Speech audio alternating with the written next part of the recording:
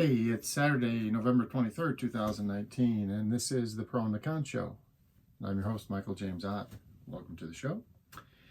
Again, every show, I apologize for those that watch the show on a regular basis or end up looking at the videos on a regular basis, but encouraging people to be better citizens, open to at least understanding the opposing view, focused on the who, the what, the where, and the when.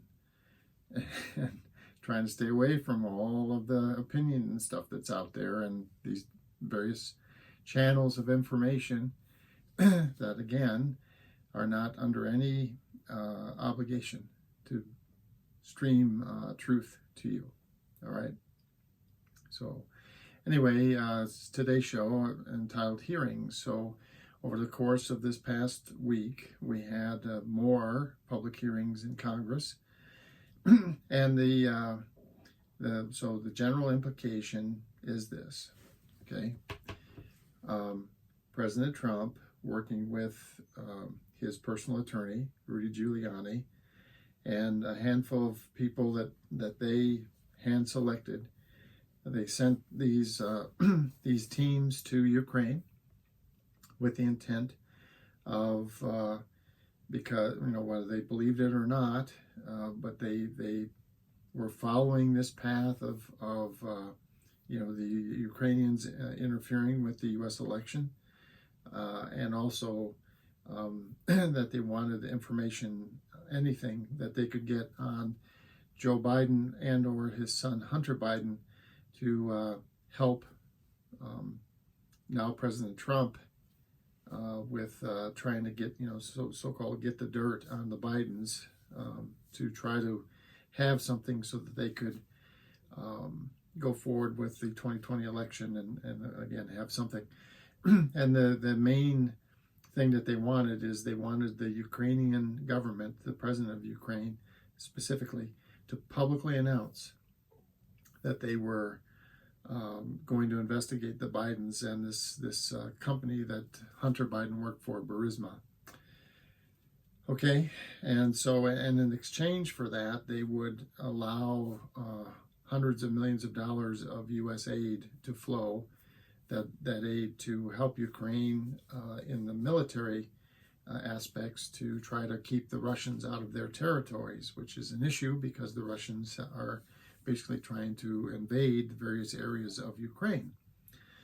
The other thing that they wanted is they wanted to get a meeting between the president of Ukraine and the president of the United States, because this would have helped solidify the leadership position of the president of Ukraine, newly elected, recently elected. So all of that, so that you hear this term quid pro quo, which is Latin, and it basically means this for that. And the real issue here is that Mr. Trump and his agents, that instructed by Mr. Trump, were trying to take U.S. assets that you and I, the taxpayers, provided to Ukraine, and withhold them for the betterment of the re-election opportunity for Mr. Trump. So these things are pretty true. Well, not pretty true, they are true.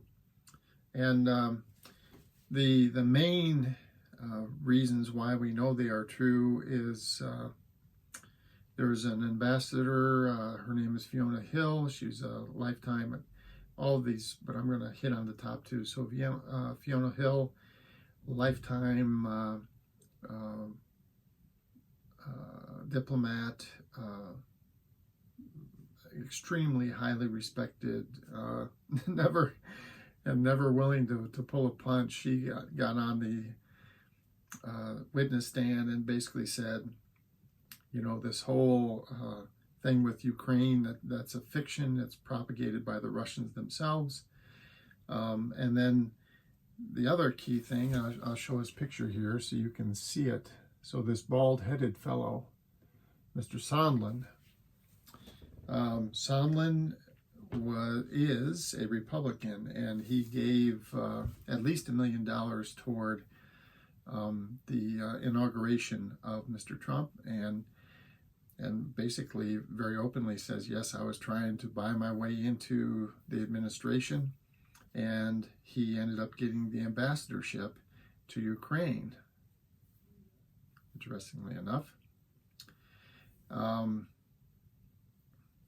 Or no, maybe it was to the EU. But anyway, he got an ambassadorship.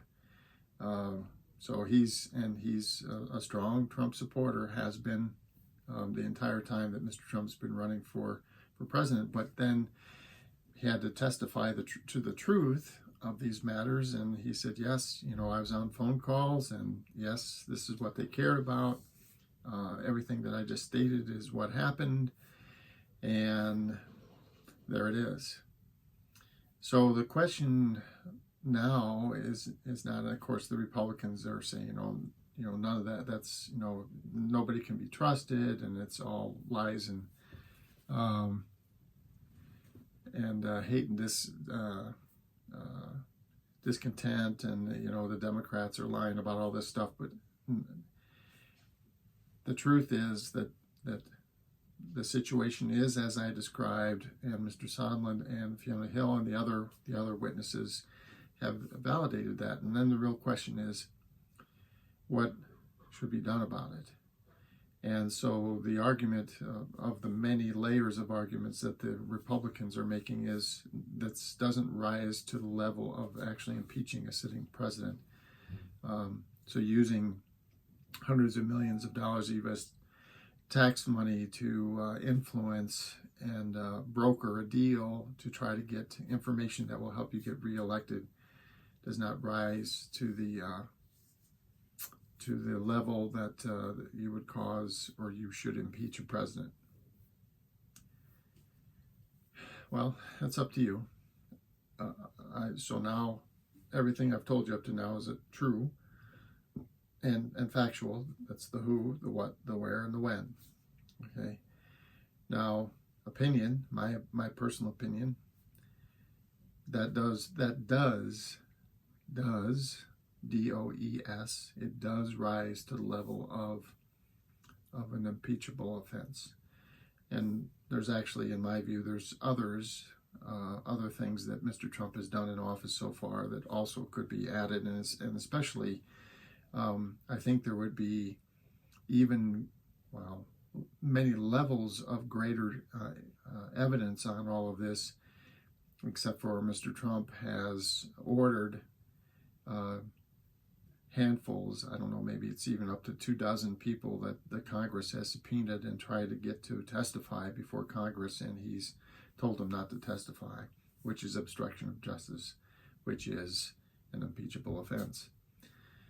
So anyway, so what's going to happen is, as many predicted, and I said, a week ago or more, there will be articles of impeachment coming from the Democratic Party-led Congress, and those will be, I don't know how many articles of impeachment, but I would think at least 3, and those will be sent to the Senate, and then we'll see how the Senate moves forward with actually trying those articles, and the Republican-held Senate, and there's so much